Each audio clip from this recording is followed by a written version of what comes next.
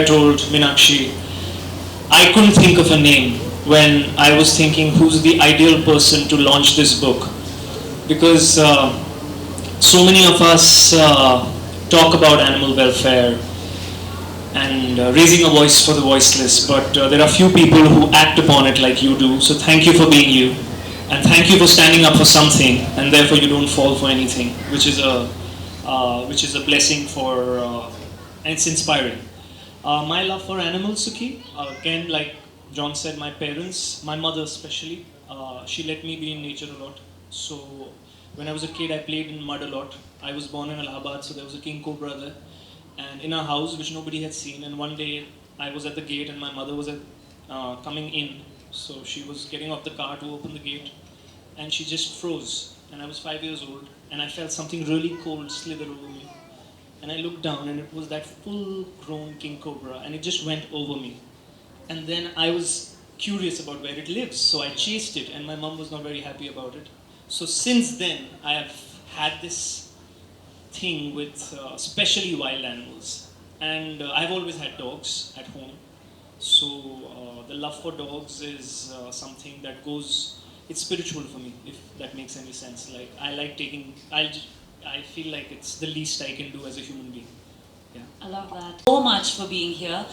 I think I've always loved animals. I haven't grown up with animals, but I started living with animals, I think, in my 20s, and at one point there was a hen in my house, there was 2 cats, 3 dogs, like there were just a lot of animals, and I think that's the best way to live.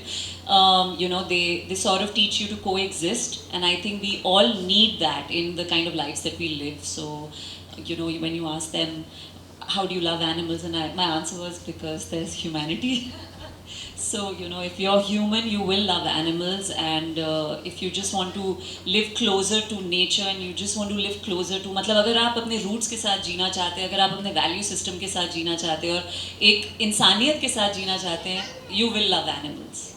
That absolutely makes sense. Yeah. Thank you. And Brittain, what is your relation to animals? Oh, thank you for everybody coming tonight. It really feels like a dream for me to get to join everyone here today, and to have come so far. I'm still sinking in that this is real, but and a big thank you to Anshuman as well for even asking me to join him in this journey. And so I just want to say that really quick. But currently, probably my closest relationship to animals is my 9-year-old son came home in the States.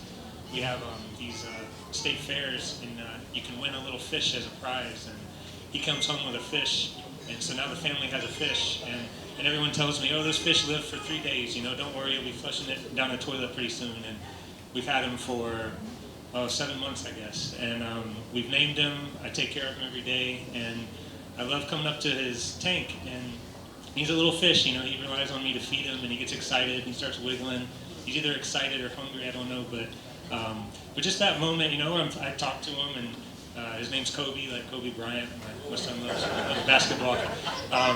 So just that moment, you know, it's there's another life that's in front of you, and it just reminds me that there's something bigger, that I'm, you know, ultimately not too much different from this little fish. And he got deathly ill for weeks, and so I'm Googling and spending lots of money to figure out how to save this little fish, but it was worth it. The family's happy, and he's still a part of our family, and so that's probably my closest relationship right now.